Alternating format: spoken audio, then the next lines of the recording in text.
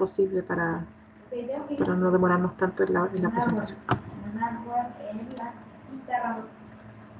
Hoy les mandó cariños Daniel, quedó súper contento con haber participado con ustedes en la clase pasada. Muchas gracias, profesora. Mándele cariños también al doctor. Dijo que cuando quisiéramos nomás lo invitáramos de nuevo. Y que había conseguido un especialista en el tema que les interesó a ustedes con respecto al tema del duelo, al tema de las malas noticias, que tenía una persona en el hospital como que se ha perfeccionado en eso. Así que me dijo que cuando quisiéramos nomás, en el fondo, lo podríamos invitar también a su colega para que nos conversara acerca del tema, porque sintió que ustedes estaban como muy interesados en eso.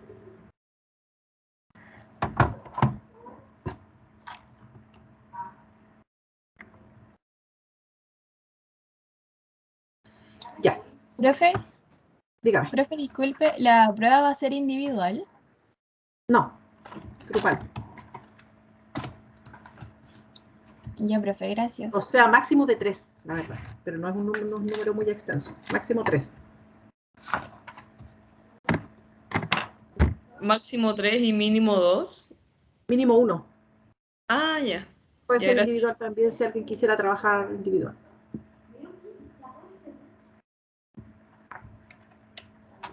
Ya, entonces tenemos el proceso de salud-enfermedad. Bueno, el concepto en el fondo en general de salud ha sufrido como varias modificaciones a través del tiempo, como todo concepto, ¿no? Ha ido evolucionando en el fondo. Primero pensábamos que la salud, el concepto de salud era que estar ajeno a la enfermedad o no tener una enfermedad, ¿ya? Pero después ha ido evolucionando en el fondo en términos de que no solamente la salud significa no estar ausente de enfermedad, sino que es un concepto que tiene mucho más aristas, que es mucho más complejo, ¿sí? Cuando nosotros decimos qué tan bien se siente alguien, no solamente le preguntamos si no está enfermo, ¿ya? Por ejemplo, cuando ustedes contestan, cuando ustedes les preguntan, por ejemplo, ¿cómo estás? ¿Cómo está tu salud? ¿Qué responden ustedes? ¿O qué responden así en general la gente? Qué bien. Qué bien. Así como estable. Así como en general contestan como eso, ¿cierto? Entonces no nos entregan como muchos antecedentes. Es poca la gente que se abre con tanta facilidad frente a una pregunta tan abierta, ¿ya?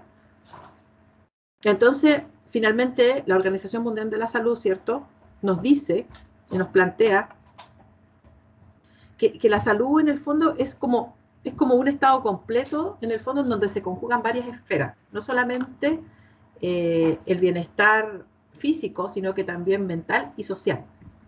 Ya, o sea, en el fondo a veces nosotros nos podemos sentir físicamente muy bien, sin ninguna complicación, sin ninguna dolencia, pero de igual forma nos sentimos, no sé, pues como angustiados o asustados o paranoicos, no sé.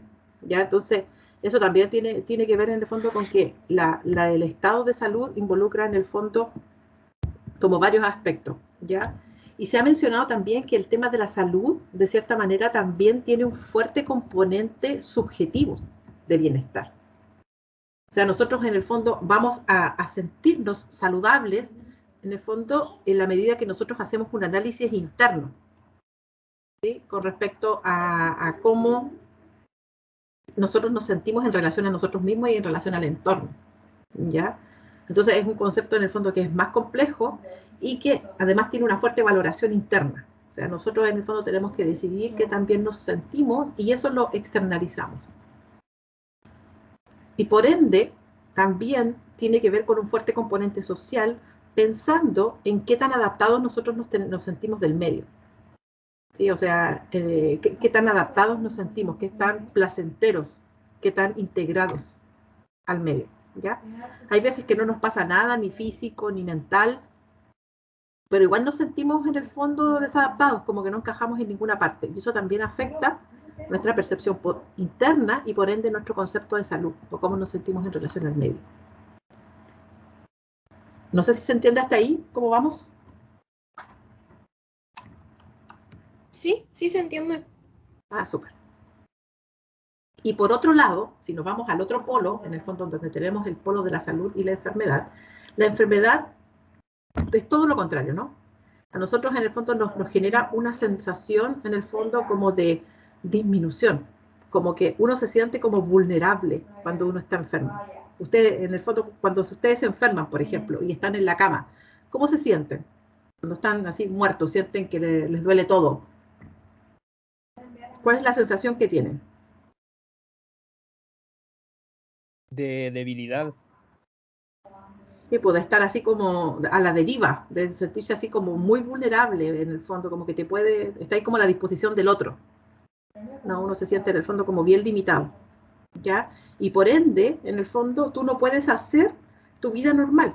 Comienzas en el fondo a tratar de buscar a como, o de dejarte llevar en el fondo, o dejar de que otras personas te ayuden en lo que tú cotidianamente puedes realizar día a día, ¿ya? Dejas de hacer tus conductas habituales, dejas de asistir al trabajo, dejas de asistir al colegio, dejas de ir a una fiesta si te sientes muy mal, no sé, ¿ya? Y, y además aquí aparece como un cuestionamiento o una intención de explicarse de que por qué estoy enfermo y qué es lo que tengo. Hay gente que se asusta mucho cuando está enfermo. O sea, en el fondo hay gente que es muy sensible al tema de la enfermedad, a sentirse enfermo, ¿ya? Y que tiende como que a complejizar sus síntomas y a imaginarse que ese pequeño síntoma de un resfrío, no sé, tiene una neumonía, ¿ya? Como que tiende como a acrecentar ese sentimiento, esa sensación, ¿ya? Profesora, disculpe, buenas tardes. Hola. Siempre se dice que los hombres son como más exagerados para las enfermedades y es un poquito así. ¿Por qué será? O sea, yo creo que los hombres en general tienen un umbral un poco más bajo del dolor. O sea, de cierta manera, como que yo, es mi percepción nomás, no sé si, no tengo estudios con respecto a eso, no lo he leído, pero como que efectivamente ese tema de la enfermedad la sobrellevan en el fondo de manera mucho más intensa, se podría decir. O sea, se siente como si están resfriados, no sé, es como que realmente están tan resfriados y no se paran de la cama y no sé. Pero yo creo que tiene que ver con el umbral del dolor. Las mujeres en el fondo, en general, naturalmente, tenemos un umbral de dolor un poco más alto, por el tema de que estamos preparadas para sufrir, para sufrir dolores como fuertes, a lo mejor en el proceso de tener una guagua, no sé. Pero sí, yo la verdad que tengo 3 hombres en mi casa y la verdad que sí, como que viven las cosas bien intensas. Profe, Ujú.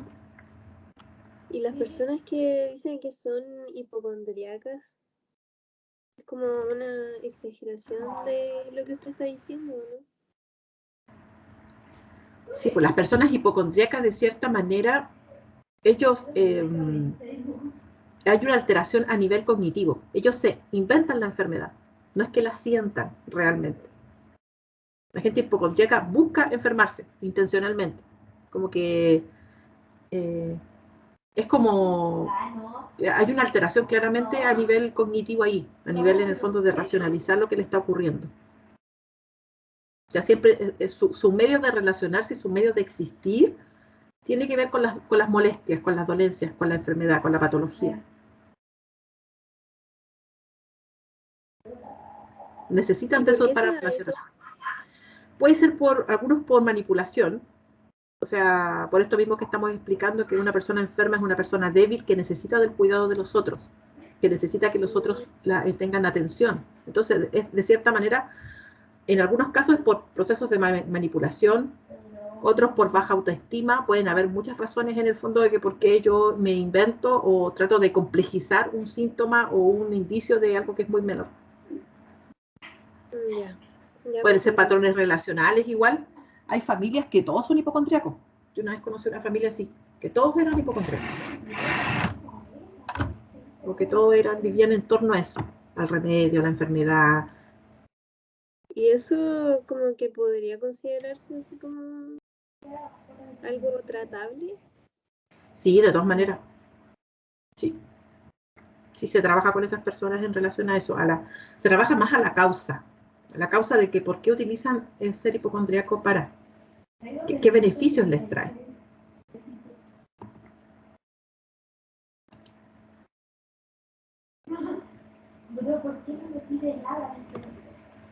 Entonces, de cierta manera, hay distintas explicaciones que nosotros nos damos o que buscamos racional o irracionalmente acerca de la enfermedad.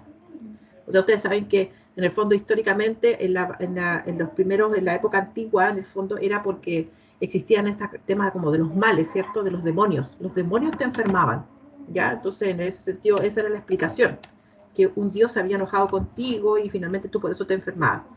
Entonces, históricamente nosotros hemos buscado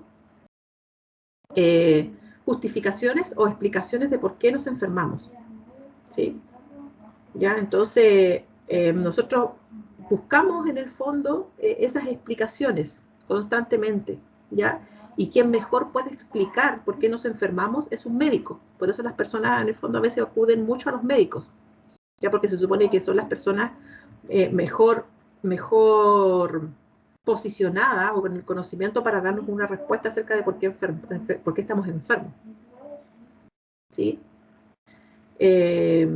Como dice ahí en el párrafo, que es como bien extenso, pero en las últimas líneas, el estar enfermo también puede favorecer la solución de un conflicto, ¿ya? O facilitar la evasión de una responsabilidad, ¿ya? O sea, por ejemplo, a veces hay algunos patrones familiares en que familias que a veces son muy conflictivas internamente, cuando aparece alguien enfermo o alguien se enferma, como que hacen borrón y cuenta nueva.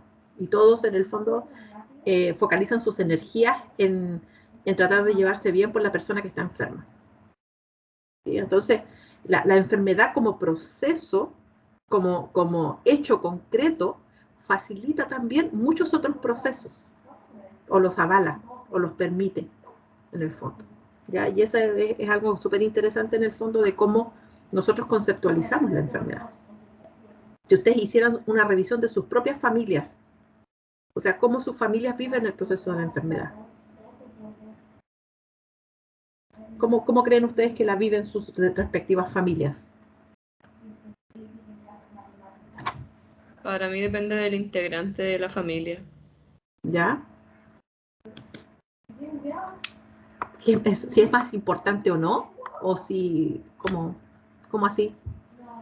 Yo creo que pasa más por la edad, por ejemplo, si me enfermo yo, no modo que se enferme mi abuelo, por ejemplo, que no vive con nosotras, pero vive, o sea, si le pasa algo, igual mi mamá está ahí pendiente, y es como más delicado, creo yo. En cambio, si me enfermo yo, es como que a mí no me va a pasar nada, o sea, nada grave. Ya, ok. Bueno, ahí, Profesora, por lo menos en mi familia yo creo que yo me he dado cuenta que el que tiene menos cosas que hacer es el que más se enferma. Y el que está más ocupado y tiene una vida más activa es el que está menos enfermo. ¿será porque le presta menos atención? Porque uno, en el fondo, cuando está en el training día a día, hay veces que uno no le da importancia a los síntomas o a los indicadores, hasta cuando ya la cosa no da. Yo por lo menos concuerdo totalmente en lo que dijo mi compañera porque, no sé, si yo lo comparo a la actitud de mi abuelo, que en realidad no hace mucho, como que le empieza a doler la espalda y es porque estaba sentado todo el día y es como, no, es que no sé, debo estar enfermo, estoy muy mal. En cambio, no sé, eh, mi mamá o yo estamos todo el día en el escritorio, ahora en la modalidad online, igual te duele la espalda, pero no es como para tanto. Sí, Pero puede ser. sí, como que la gente normalmente como que exagera, como no tiene más cosas que hacer, exagera sus problemas Claro, o su sí, pues dolor, por así decirlo. le prestas Y más no es por... atención a los síntomas. Sí, Sí, sí, puede ser eso.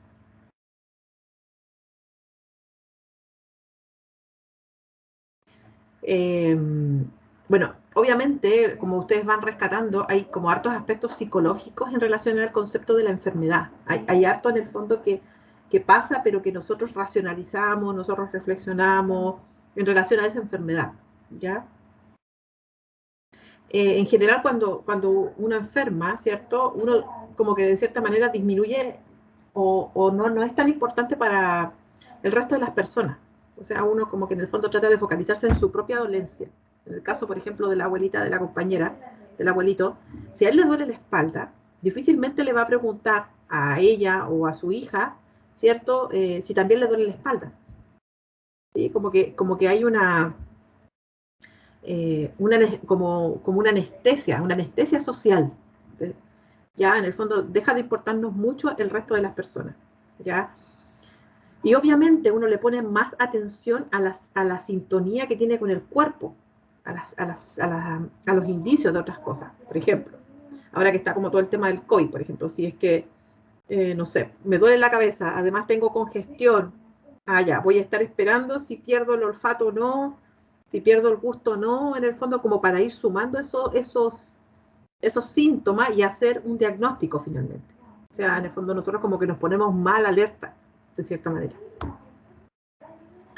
Y obviamente uno ante lo incierto de una enfermedad sufre de incertidumbre. O sea, uno en el fondo se asusta, ¿ya? Y obviamente comienza a pasarse en el fondo que la resolución de la patología puede tener, no sé, incluso un desenlace como catastrófico. O sea, eso en el fondo forma parte de lo que uno... ¿sí? Y por ende, uno necesita como ser acompañada en ese proceso, ¿ya? O sea, uno quiere que en el fondo la gente que uno quiere esté con uno, que la acompañe, que se preocupe, ¿ya? Y ahí en el fondo se configuran como hartos aspectos psicológicos que van más allá solamente de lo físico. Obviamente, como hemos visto nosotros anteriormente, el tema de la personalidad tiende como a permear harto esta manifestación de las patologías. O sea, en el fondo, una persona que es histérica, por ejemplo, o que tiene algunos rasgos histéricos, claramente la enfermedad la va a vivenciar de manera mucho más intensa y mucho más externalizada, ¿ya? Porque en el fondo es su característica de personalidad hace que se exacerben todos los procesos. Todo lo contrario, alguien que en el fondo es más antisocial, por así decirlo, en el fondo más introvertido, va a vivir el proceso de la enfermedad mucho más solo, ¿sí?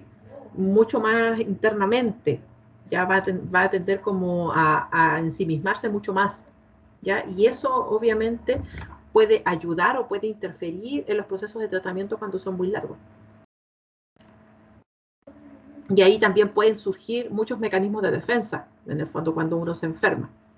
O mucha racionalización o negación de la enfermedad. Pueden pasar como varios procesos en ese mismo momento, ¿ya? En términos de tratar de asumir lo que nos está pasando, ¿ya? Pero ahí también afloran como todos los mecanismos de defensa. Hay mucha gente en el fondo que tiende como a negar lo que le está pasando y a decir, bueno, si yo no pienso en eso y no digo que lo tengo, probablemente la enfermedad no vaya a avanzar. Ya no sé si han escuchado como ese tipo de mecanismos de defensa.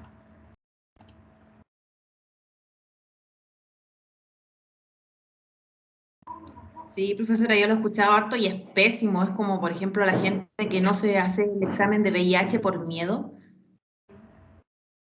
Sí. O no sé, o tienen el VIH, pero no tienen ninguna medida de precaución, porque creen que a ellos no les va a pasar, o ellos no van a contagiar, o no sé.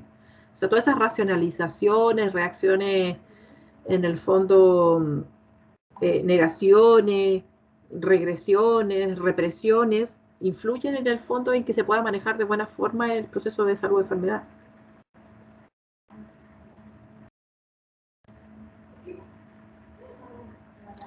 Y de igual forma, en el fondo, como decía la compañera, alguien que enferme en determinada etapa evolutiva también va a tener ciertas características. No es lo mismo que un abuelito, por ejemplo, tenga una enfermedad crónica a que un bebé o un infante tenga una enfermedad crónica, por ejemplo, ¿ya? O una enfermedad catastrófica.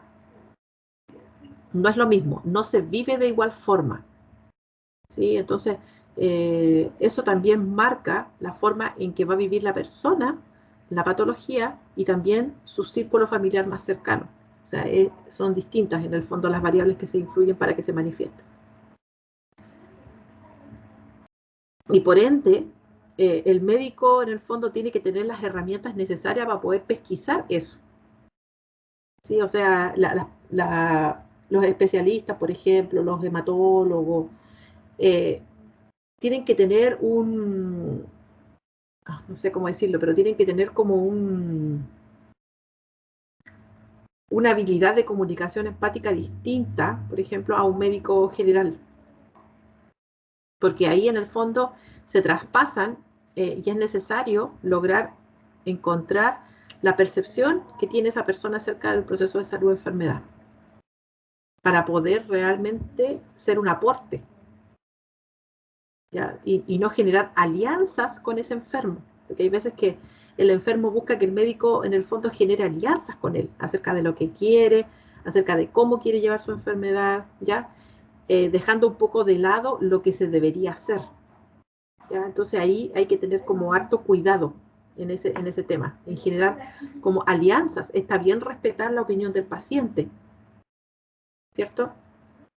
Pero hay que tener ojo, en el fondo, en cómo también el médico logra priorizar lo que se debe hacer para encauzar o para apoyar de buena forma al paciente.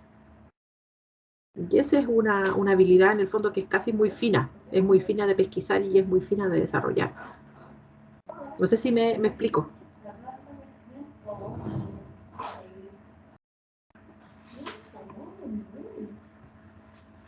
Sí, profesora, se entiende. ¿Se entiende? Ya. Sí, o sea, lo que usted quiere decir es que un especialista tiene que tener como más empatía porque porque vive la enfermedad con el paciente, pero también ve cómo el paciente va avanzando psicológicamente. Pero quizá un médico general es como más no sé, pues, no es como un tratamiento tan largo, por así decirlo.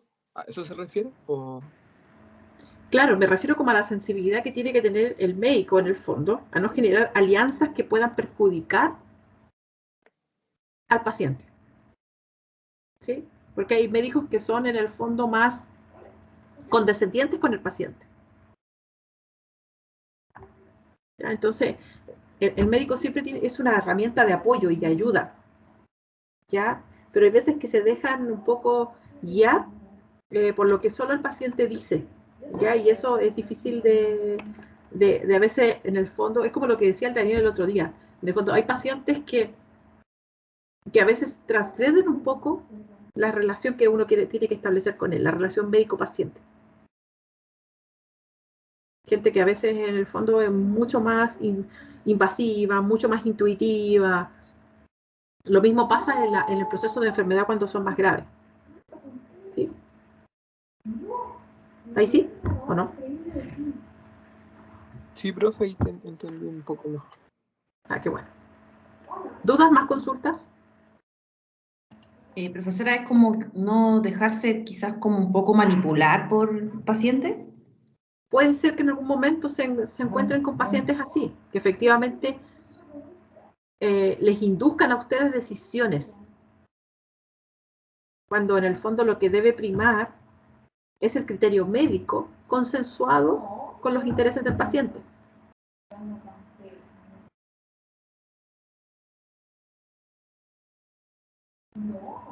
Entonces ahí después ustedes van a tener algunos cursos de ética, por ejemplo, en donde los van a obligar un poco a aplicar criterio, en el fondo, en algunas decisiones médicas, en relación al tema de los pacientes. Eso está como súper reglamentado. Y ustedes tienen el código de ética y todo, pero de igual forma a veces no es tan fácil pesquisar esas alianzas que se van generando, porque son las alianzas relacionales entre médico-paciente. ¿Ya? Bueno, como les decía, algunos determinantes de la salud, en el fondo, también van a estar mediados voy a poner el puntero, por el ambiente, ¿cierto?, que vive el paciente, ya sea físico, geográfico, ¿cierto?, el clima. Las manifestaciones de las enfermedades van a ser distintas, ¿ya? Y también los aspectos sociales, ¿ya? Que también en el fondo a veces influyen mucho en cómo se vivencia la enfermedad o cómo se manifiesta, ¿sí? Espérenme un chiquitito, chiquillos, voy a cerrar la puerta, que mi hijo está hablando muy fuerte.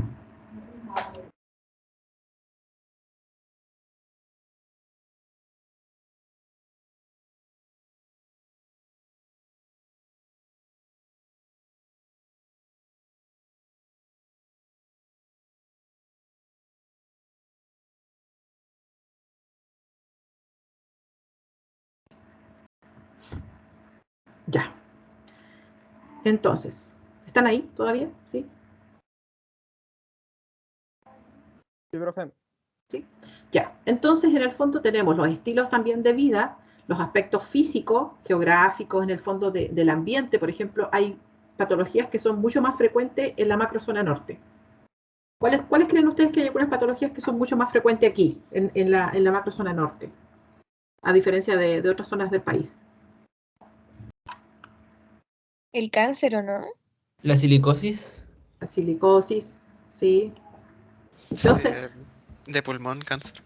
cáncer de pulmón, ¿cierto? En el fondo son patologías que son mucho más frecuentes aquí. Bueno, en general nosotros el cáncer lo tenemos a niveles muy altos.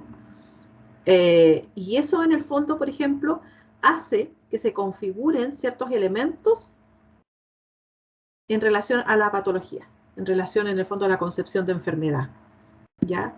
Y por ende también el tema político, o sea, por ejemplo, las políticas públicas en salud que se generan en relación a esas patologías, en el fondo también tienen una atención diferenciada, ¿ya? Entonces también son determinantes que van jugando en el fondo un papel muy protagónico en la manifestación de la enfermedad. Y también está el componente genético. Se espera o se piensa que nosotros tenemos cierta predisposición, en el fondo, a ciertas patologías que de otras. Hay patrones incluso familiares, que hay como todo un trazado en términos de que, por ejemplo, el tema viene en el fondo, por ejemplo, el tema del cáncer, familias en el fondo que transgeneracionalmente ha estado muy presente, el tema vascular o de la hipertensión arterial, ¿cierto? También muy presente, el tema de la diabetes, no sé, hay como enfermedades que son como transgeneracionales, que se van pasando en el fondo. Entonces, ahí se piensa que también hay un fuerte componente genético en relación a las enfermedades, ¿ya? Pero como les decía, en el fondo hay como hartos determinantes en relación a cómo nosotros vivimos la enfermedad o cómo se manifiesta. Entonces, también hay otros determinantes de la salud. Por ejemplo, si nosotros decimos salud-enfermedad, hay unas disciplinas en el fondo que se han encargado como de estudiarlas o de profundizarlas. Como por ejemplo el tema de la biología. O sea, al principio se pensaba que la enfermedad era solamente biología.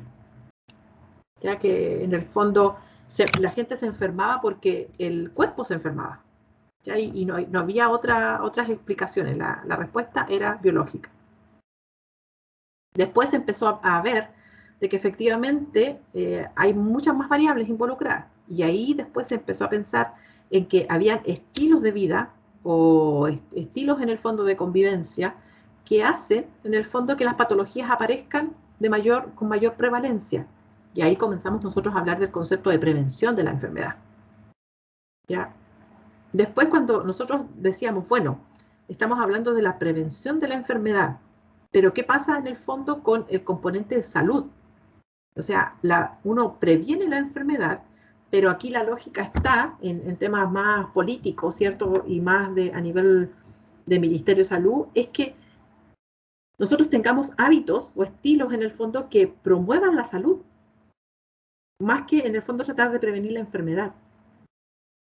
Ya por eso que siempre se habla de la promoción de la salud y la prevención de la enfermedad.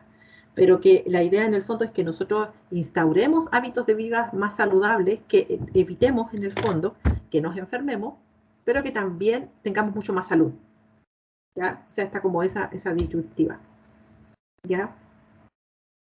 Y después tenemos en el fondo todo el tema como del ambiente físico, como por ejemplo, no sé, el ambiente, los aspectos ergonómicos en el fondo del trabajo o del estudio. Es decir, en el fondo, qué elementos nosotros instauramos para que podamos en el fondo proteger también nuestra salud. ¿Ya? O sea, ciertas técnicas o ciertas herramientas, por ejemplo, las pausas activas, que se estaban tratando de implementar tanto a nivel escolar como laboral. Ya en el fondo, como tener ciertos protectores de salud que facilitaran en el fondo que nosotros nos sintiéramos bien constantemente. Y todo eso, en el fondo, debe existir toda una estructura que a nosotros nos debe como ir potenciando o trabajando a que existan en el fondo estas políticas institucionales, políticas públicas, políticas regionales que impulsen a que la población tome conciencia de la importancia que es la promoción de la salud. ¿Ya? No sé si han visto las campañas como el Elige Vivir Sano. ¿Sí? ¿Sí? Ya. Esas políticas públicas, esas iniciativas en el fondo van hacia eso, a promover hábitos de vida saludable. La mayor cantidad de horas de educación física, por ejemplo. Se sumaron hartas horas de educación física para los escolares.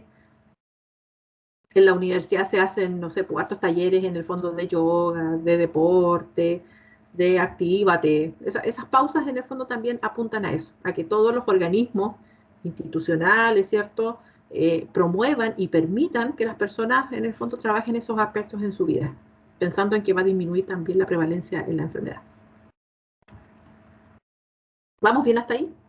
¿Dudas, consultas, reclamos, sugerencias? Profe, cuando dijo que se refiere a qué elementos instauramos para poder mantener nuestra salud, ¿eso era del quinto punto? Del cuarto. Ah, ya. Ya, muchas gracias. Ambiente como más físico. Por ejemplo, ustedes, ¿cómo cuidan su salud en casa? Ahora que están con teletrabajo.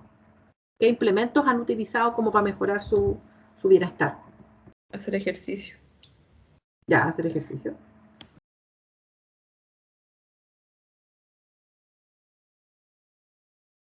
Comer más Tratar sano también, tomar de hacer agua, ejercicio, profe. hacer deporte, comer más saludable, tomar más agua. Salir de la pantalla, como darse esos breaks. Sí, qué bueno. Qué bueno que estén tomando como esas iniciativas porque la verdad que pareciera que vamos a seguir un buen tiempo más en esta modalidad, así que hay que como cuidarse y buscar la forma en que a nosotros nos hace bien esto. Ya, esto lo vamos a pasar, porque no, a mí, o sea, sí, es tema en el fondo, pero no es tan relevante para mi parecer. Quiero que se vayan como con otras nociones de más fuerza. Por ejemplo, cuando hablamos de prevención, ¿cierto? Hablamos de la prevención primaria, la prevención secundaria y la prevención terciaria, ¿ya? Porque estamos hablando en el fondo en términos de que antes de que aparezca la enfermedad. Esa es la idea, ¿ya? Sin embargo, tenemos algunos periodos en el fondo que son los prepatogénicos y el periodo patogénico es cuando ya nosotros comenzamos a evidenciar la enfermedad, ¿ya? Que se cruzan con las prevenciones. O sea, la idea de esto en el fondo es que nosotros en el fondo los profesionales de la salud, de igual forma, aunque la persona ya esté enferma, se pueden trabajar en el fondo en medidas de prevención terciaria incluso. Ya en términos de que esa enfermedad no se agudice, no se vuelva más crónica, ¿ya?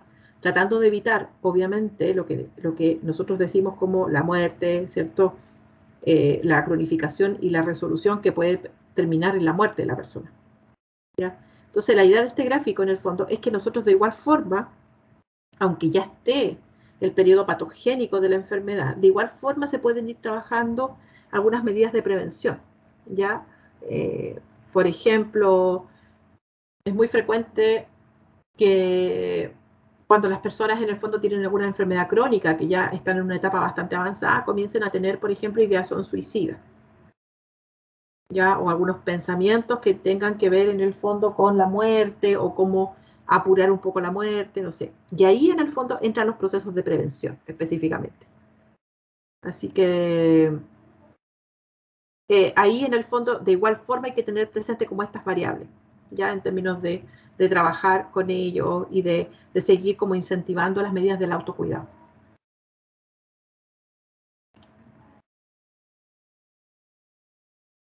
Entonces, como les decía, nosotros tenemos un nivel prepatogénico, ya que son en el fondo aquellas intervenciones que se realizan sobre la población sana, ya que en el fondo tiene que ver con la promoción de la salud, ya para evitar en el fondo la enfermedad.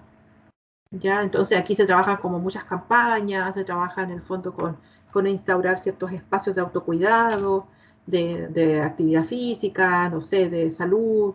Por ejemplo, algunas instituciones han generado como espacios con nutricionistas de manera gratuita. Ya hay como varias iniciativas que se realizan en el fondo para cuidar a la población, ¿ya? Y como nosotros tenemos una fuerte tendencia a algunas enfermedades aquí en la zona norte, la idea en el fondo es que le pongamos como especial cuidado a eso. El tema del sol, por ejemplo, el cáncer a la piel. Ya aquí la radiación es muy alta. ¿Ya? Entonces ahí también en el fondo tener como esas medidas de precaución constantemente o tratar de reforzarlas con la población. Después tenemos el nivel de prevención secundario, es cuando ya en el fondo ya está la enfermedad. ¿Sí? En el fondo cuando la enfermedad recién está apareciendo, está como en el periodo de latencia. ¿Y a qué está destinada en el fondo? A lograr ya un diagnóstico y un tratamiento precoz. Sí, en términos de que efectivamente se diagnostique cuando se puede hacer algo en el fondo, cuando está de manera incipiente. ¿Ya? Y eso se hace a través de tener un buen tamizaje, en el fondo, en donde se cruzan distintas variables para obtener los diagnósticos más certeros. ¿Ya?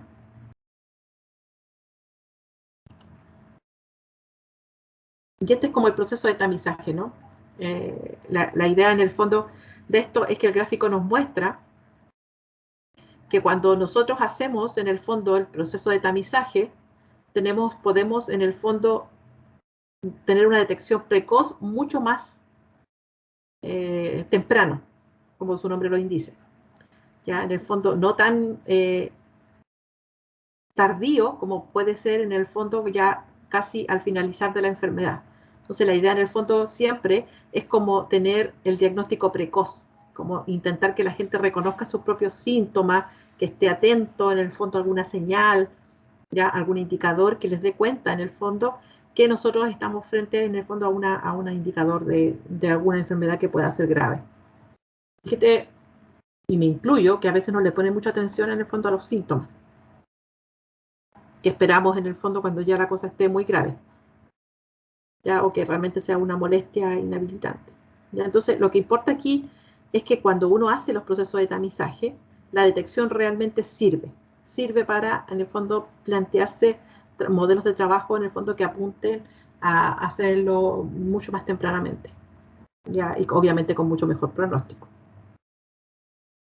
¿Se entiende la idea de esto del tamizaje?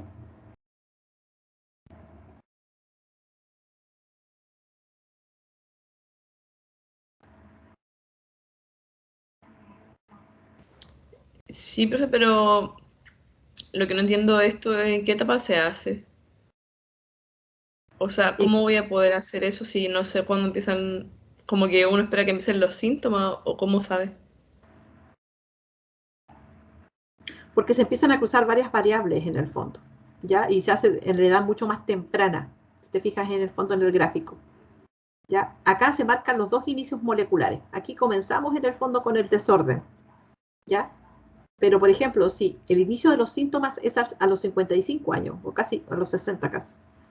Pero si nosotros hacemos una detección temprana, en el fondo, por ejemplo, en el cáncer de mamas, la autoexaminación, ya que es como una estrategia que utilizan o que difunden harto en el fondo los ginecólogos, ¿cierto? Y los obstetras.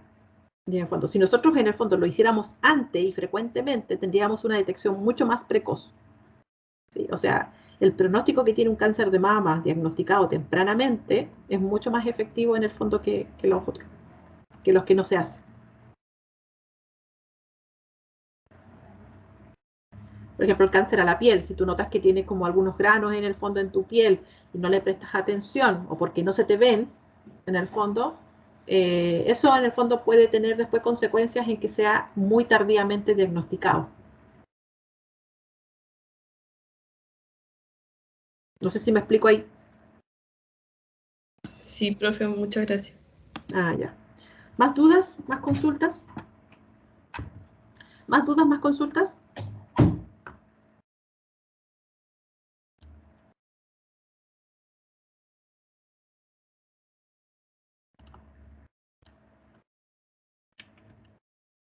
Pero la presentación. ¿No? ¿No hay más dudas? Bueno, y obviamente, como les decía, pues el nivel terciario de intervención ya tiene que ver en el fondo con las consecuencias de la enfermedad. O sea, tratar de trabajar con las personas sobre las consecuencias de la enfermedad. Ya, como les decía, por ejemplo, las personas que sufren de cáncer o de alguna enfermedad crónica, en el fondo grave, comienzan constantemente a tener como estos pensamientos reiterativos acerca de ideación suicida y esas cosas. Entonces eso es importante en el fondo, tratar de comenzar a intervenirlos en el fondo o tratar de prestarles apoyo en relación a eso.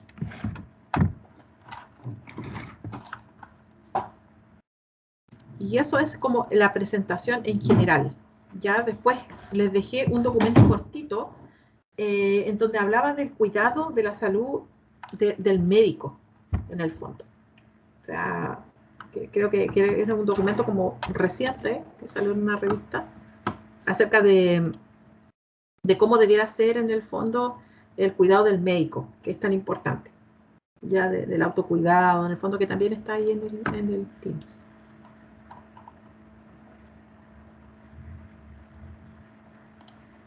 Ya. ¿Dudas, consultas?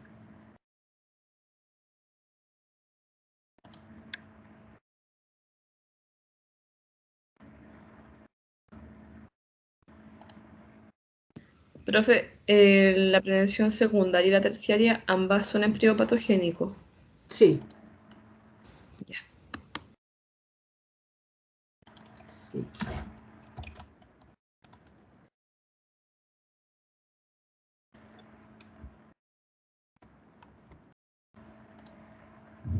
¿Más dudas? ¿Más consultas?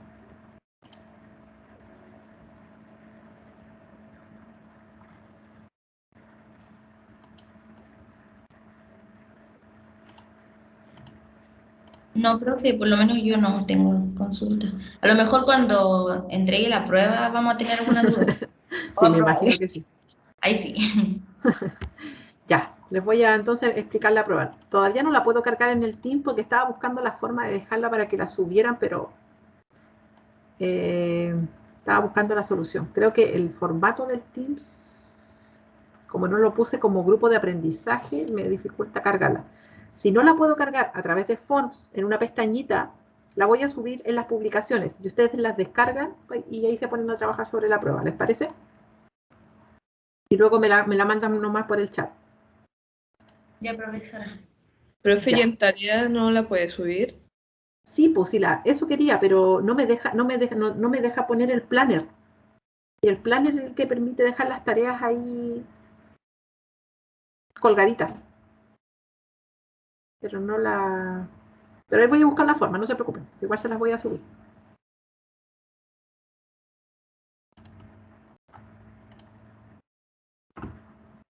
Profesora, Ujú. ¿le vamos a tener plazo hasta qué hora del día sábado, hasta la tarde del día sábado? Había pensado hasta las 18 horas, Ah, qué bueno, ya, súper. para yo tener tiempo de ponerme a corregir, porque yo debiera tener las notas el lunes, a más tardar el lunes en la tarde.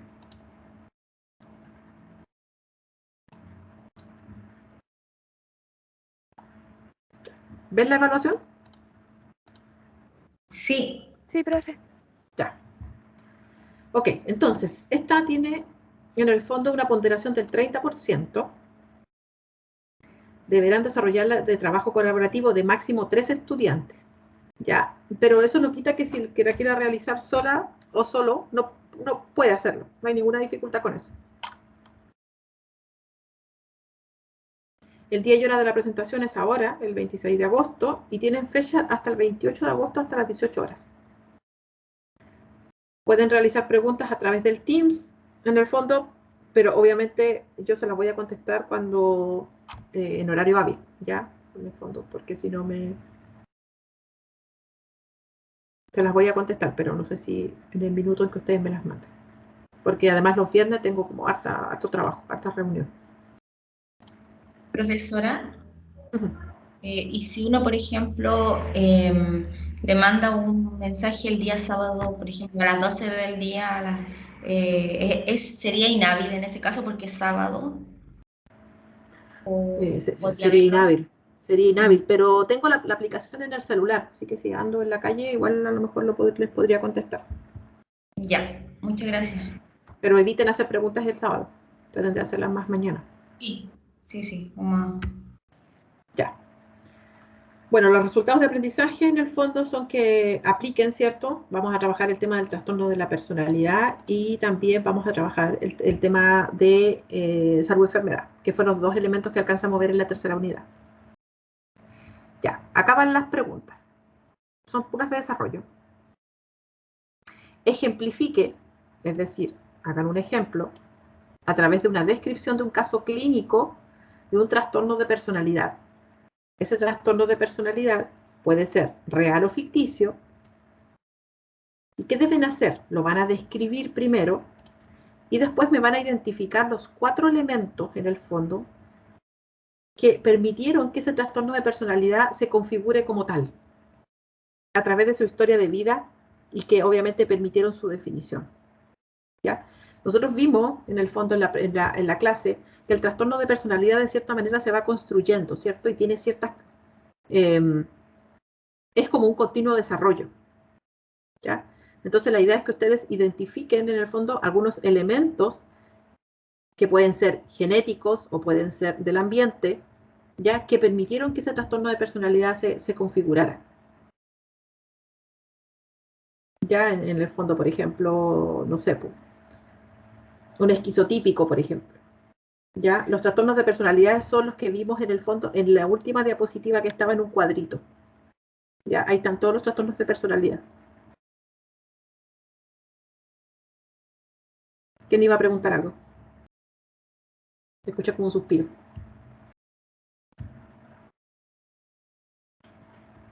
Yo, profe, pero ya lo respondió. Ah, ya, ok. Ya, recuerden que este trastorno de personalidad puede ser real o ficticio. Hay hartos personajes por ahí que tienen trastorno de personalidad. La idea es que primero lo puedan hacer una pequeña descripción del caso y después analicen los elementos. Son 2 puntos por elemento. ¿Ya? Profe, ¿Estamos una bien hasta ahí? pregunta. Sí. En los 4 elementos construidos, ¿usted se refiere, digamos, a lo que hizo que desarrollara ese trastorno? Exacto. Ya, gracias. Exacto. Vimos que en el fondo la construcción de la personalidad es un proceso dinámico. En ese sentido, en el fondo, como es dinámico, se va construyendo, se va moviendo. ¿Ya? Entonces yo quiero que ustedes me identifiquen 4 elementos o 4 situaciones de vida que hicieron que ese trastorno finalmente en el fondo se configurara como tal. Profesora. Profe, esto sería lo que habló usted de las condiciones que hacen que uno forje su personalidad de cierta forma, ¿o no? Exacto. Profesora. Dígame. Entonces tendríamos que hacer un párrafo como describiendo el caso clínico y otro párrafo como escribiendo como una historia con los 4 elementos, algo así. Sí. Necesito saber de qué trastorno me están hablando. Para eso necesito que me describan el caso. Ya. ¿Ya? Si es real o ficticio. No sé, pueden hacerlo del pato Donald. Bueno, el pato Donald en el fondo es un pato que no sé qué. Me describen primero. Ya, gracias. ¿Ya? Ok. ¿Vamos a la pregunta 2 o tienes más dudas en la pregunta 1?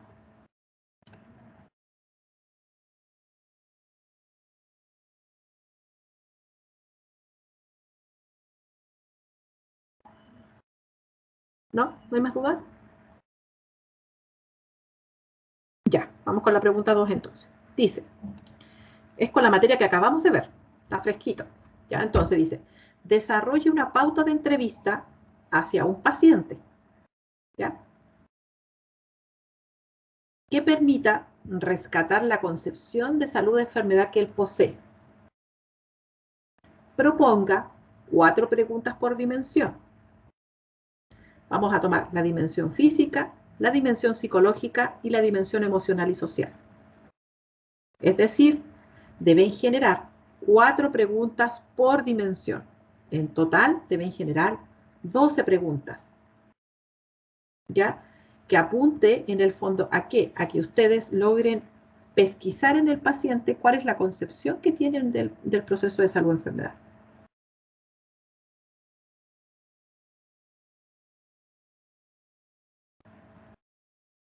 Profe, ¿puede dar un ejemplo, por favor? Por ejemplo, si ustedes tienen al frente una persona hipocondríaca o que sospechan que es hipocondríaca, ¿qué preguntas realizarían ustedes desde la dimensión física? Lo mismo desde la dimensión psicológica y lo mismo desde la dimensión emocional. Profesora, ¿y cuál sería la diferencia entre la dimensión psicológica y la emocional? La psicológica es como más amplia. La emocional habla de las emociones solamente, de la angustia, de la pena. Lo psicológico no, pues la psicológico habla de la tolerancia a la frustración, la estabilidad, la proyección, la tolerancia a la frustración, la responsabilidad. Profe, y el último que, porque dice dimensión emocional y social, ¿sería como su relación con el ambiente? Como con su... Exacto. Ya. Sí, con su entorno más cercano, su entorno más lejano, la relación educacional, la relación laboral, si es adulto. Profesora, y para esta Ujú. pregunta número 2, ¿hay que contextualizar antes de poner las preguntas o son como Sí, le voy a poner que preguntas? describan los datos demográficos del paciente. Ah, ya. Gracias. Para que me digan, es un paciente de 40 años, soltero, sin hijos, que vive en Antofagasta, no sé, para más o menos saber si la orientación de las preguntas están acorde al dato. ¿Sería como lo del circulito que estaba en el PowerPoint? Claro. Claro. Profe, pero cuando dice dimensiones de esos como, por ejemplo, del ambiente, cuando dice dimensión física, ¿se refería como a geográfico y clima? Sí, pero acá no está físico. Ah, no, pues dimensión física es como lo corporal. Acá, lo voy a poner entre paréntesis. Gracias. Si quieres tomar el componente si quieres tomar el componente en el fondo más físico de sociedad, lo puedes tomar aquí, en lo social. Profe, entonces solamente hay que poner nuestras preguntas y el contexto arriba, nada más. ¿Sí? Porque la respuesta no la sabemos. No. Ya. No, los quiero a ustedes en la posición de ustedes entrevistando. Ya. Claro. Profesora, pero el 2 es otro caso, no lo mismo del 1, ¿cierto? Otra persona. No, es otra persona. Sí.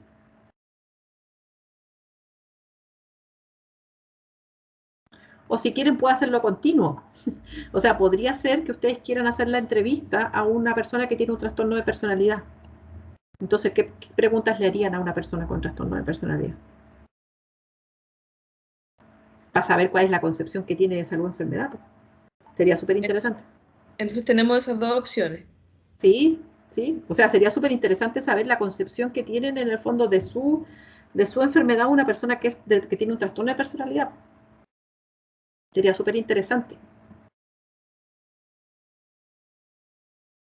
Y en ese caso, como la 2 dice, describa los datos demográficos del paciente, ¿en qué sería la diferencia con la descripción que hicimos la 1? O si es el mismo paciente, solo lo describimos en la primera. Claro, me ponen como enunciado. ¿Es el mismo paciente que el primero? ¿O es el mismo caso clínico?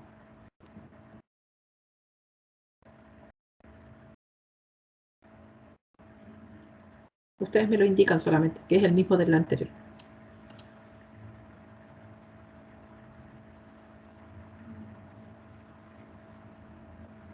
¿Sí? ¿Más dudas? ¿Más consultas? Profe, entonces es como escribir, por ejemplo, en lo físico, ¿usted cree que el peso influye en la salud, algo así? ¿O no? No, pero en la concepción de su salud y su enfermedad. Por eso. Tienes que tratar de encauzarlo en eso. Por ejemplo, pero... ya. Sí. Como preguntarle lo mismo con respecto a él. Eso, es que, profe, no entiendo bien cómo hacer la pregunta. Ya, a ver, alguien que entienda, ¿le voy a explicar a la compañera para saber si entienden todos? ¿Alguien que entienda cómo hacer una pregunta? Profe, que yo tengo una duda igual con respecto a eso. Nosotros tenemos que hacerle, por ejemplo, ya, si lo hacemos de un paciente con trastorno de personalidad, ¿sería en cómo él tiene esa concepción de salud de enfermedad con respecto a su enfermedad? ¿O sería cómo él entiende ese concepto en general? Eso es lo que no entiendo bien. La segunda pregunta es cómo es el concepto de salud-enfermedad. Ah, en general, o sea, Sí. en la vida para él. Exacto. O sea, ¿cómo vivencias? O sea, todos vivenciamos las enfermedades de manera distinta.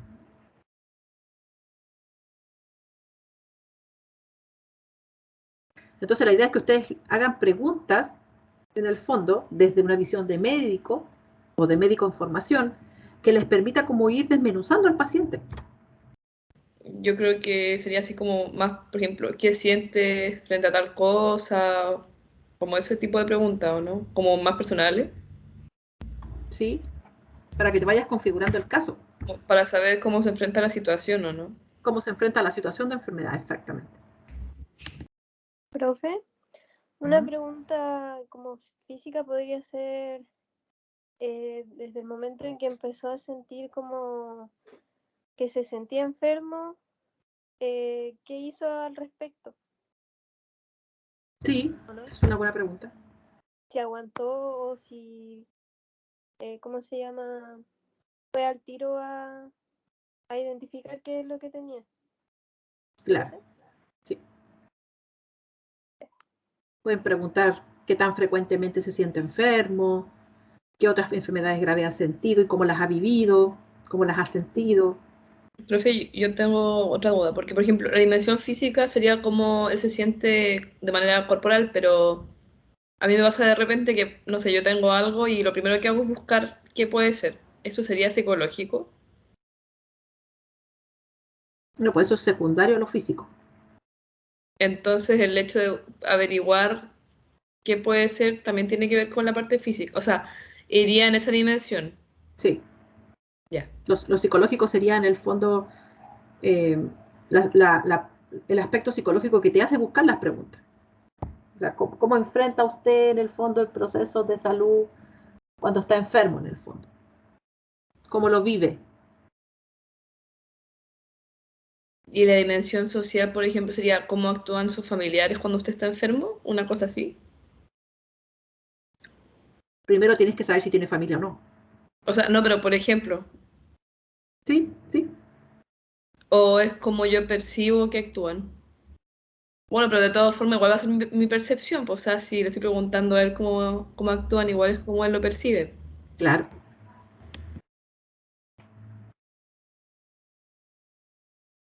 ¿Más dudas? Pero esas preguntas, por ejemplo, para recolectar datos del paciente, como eso de si tiene familiar o hijos, ¿sirven como preguntas para rescatar su concepción de salud de enfermedad? Sirven ¿O como no? contexto. Por eso les digo que son 4 preguntas en el fondo por dimensión, pero por dimensión. Ustedes pueden a lo mejor hacer preguntas en el fondo que les permitan ir viendo el contexto del paciente. Por eso les decía yo describan los datos demográficos. Si ustedes dicen que paciente de 40 años, adulto, sin hijos, que vive solo, las preguntas tienen que ser en coherencia a esos datos demográficos. Ya, gracias. Profe, disculpe, ¿esos datos demográficos se ponen al inicio de comenzar con esta actividad? Exacto, al inicio de la segunda pregunta. Como que se describe la situación del paciente, eso. Exacto. Cosa de Ay, yo saber, de orientar las preguntas. ay, gracias. Profe, para responder la tercera, ¿me puedo apoyar en otro tipo de textos como informativos, por ejemplo? ¿Cuál tercera? La tercera pregunta. Ah, que todavía no llegamos a la tercera. Ya, ahora le voy a explicar la tercera. Ya, la tercera pregunta dice, diseña una propuesta de acciones de autocuidado. Esto está enfocado en la entrevista que tuvimos con Daniel la semana pasada. Diseña una propuesta de acciones de autocuidado para un médico que trabaje en el Hospital Regional de Antofagasta, que busque favorecer el equilibrio emocional y salud mental. ¿Ya? Describa 4 acciones concretas, viables y pertinentes. Tienen que tener esas 3 características las acciones que ustedes propongan. Concretas, viables y pertinentes. ¿Ya? ¿Qué vamos a entender por concreto? Algo que en el fondo es una acción concreta, por ejemplo. ¿Qué necesito yo para tomar 11? Comprar pan. ¿Ya? Esas son acciones concretas, medibles, verificables. ¿Ya? ¿Que deben ser viables? Sí, efectivamente. Si yo creo que mi salud mental va a mejorar si voy a la luna, eso no es viable. ¿Ya? Algo que sea viable y que sea pertinente. En el fondo, pertinente, es decir, en el fondo que sea coherente con la salud emocional y con la vida de un médico. ¿Ya? Entonces, ahí tienen que trabajar en 4 acciones concretas. ¿Dudas? ¿Consultas?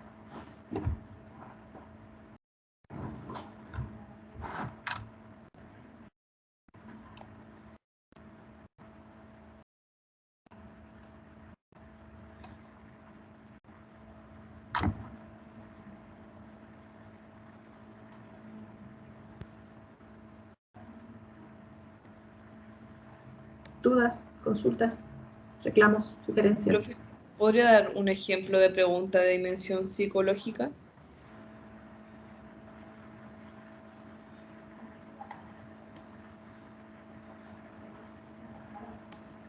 ¿Cómo se encuentran ustedes psicológicamente en este momento?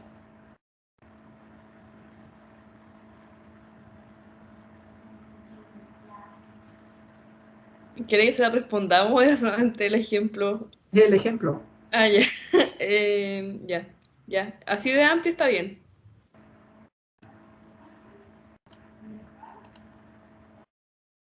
¿Cómo le ha afectado a usted psicológicamente esta enfermedad?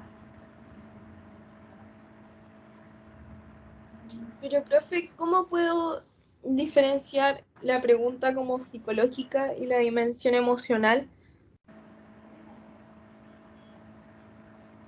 Porque para mí suenan como parecidas, no sé. O sea, No, la lo emocional es lo que tiene que ver con las emociones. Po. Lo psicológico no es emocional. es lo que pienso nomás. Claro, pues es la racionalización, es lo psicológico. La emoción es puro sentimiento, pues, es pura guata, es puro corazón. Ya. Ahí está más claro. Sí, pues, en el fondo tú, por ejemplo, cuando sientes mucha rabia, tú sientes la rabia, ¿cierto? Pero ¿qué haces tú cognitivamente con esa rabia? Racionalmente con esa rabia.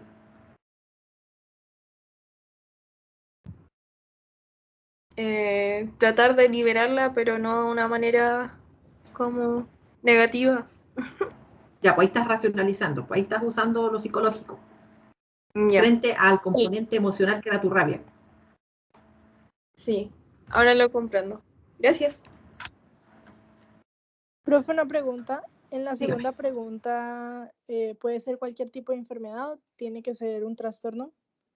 No, cualquier tipo de enfermedad. Cualquier Ya, tipo de enfermedad y gracias. cualquier tipo de enfermedad y cualquier tipo de paciente.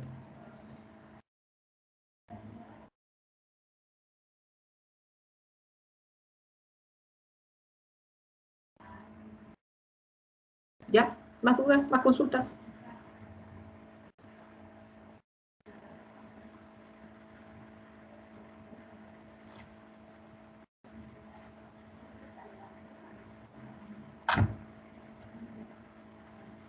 ¿No? ¿No hay más dudas? Ya, ya chicos, entonces tenemos hasta el sábado a las 6 de la tarde para terminar la prueba. Recuerden de no copiar cosas de internet, ya, porque eso después igual uno se da cuenta cuando está la cosa copiada de internet, así que tengan cuidado con eso, ya. Cualquier duda, cualquier consulta, estamos en contacto, ya, para que lo puedan. Denme un ratito y yo les cargo la prueba en un ratito cuando logre configurar el tema de las tareas. Ajá.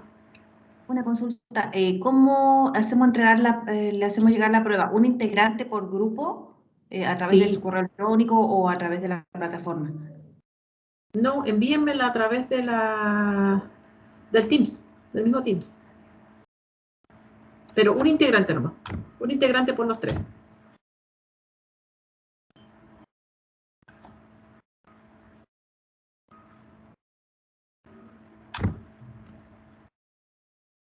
¿Se me escuchó? ¿Un integrante por los 3? Sí, profesora. Ah, ya. Sí, porque eso después me permite a mí ordenarme y después devuelvo al mismo que envió la retroalimentación de la evaluación. Me permite ordenarme.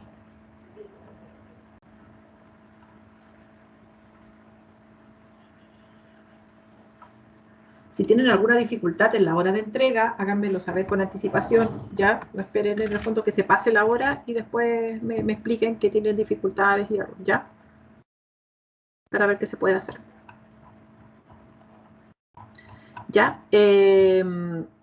Bueno, yo voy a tratar de enviarles las notas lo más pronto que pueda. Y el próximo jueves igual voy a estar disponible por cualquier cosa, por cualquier duda. Ya, si es que no tenemos clases oficiales ni mucho menos, pero si alguien tiene alguna duda, igual voy a estar yo conectada y me avisan para que lo conversemos o algo. Si alguien tiene dudas respecto a sus notas también, lo podemos conversar en ese horario. Ya, profe, muchas gracias.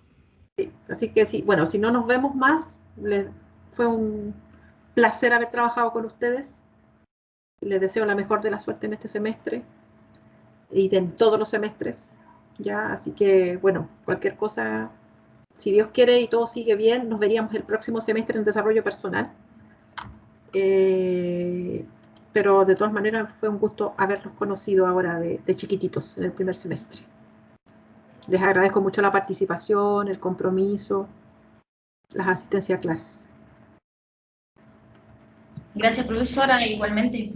Ahí nos veríamos el segundo semestre, si Dios quiere. Sí, nos vamos a ver el segundo semestre. Así que un abrazo a todos. Seguimos en contacto. Chao, profe, gracias. Muchas Gracias, profe. Cuídense. Un abrazo. Gracias, Que estén muy profe. bien. Gracias, Gracias, profe. Gracias. Chao.